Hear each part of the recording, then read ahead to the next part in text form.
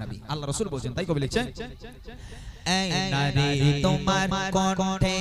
আওয়াজ জোরে বলে আল্লাহ নারাজ এই নারী তোমার কণ্ঠে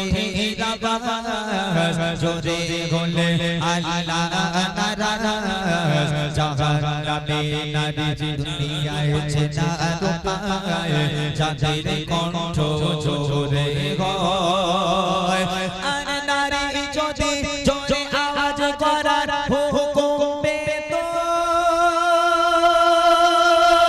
তবে এদের আজান দেওয়া জায়েজ হতো আর মিরাজ থেকে এসে নবী সাহাবীদের শোনায় এই নারী তোমার কণ্ঠে আওয়াজ জোরে বলে আল্লাহ নারাজ এই নারী তোমার কণ্ঠে আওয়াজ জোরে বলে আল্লাহ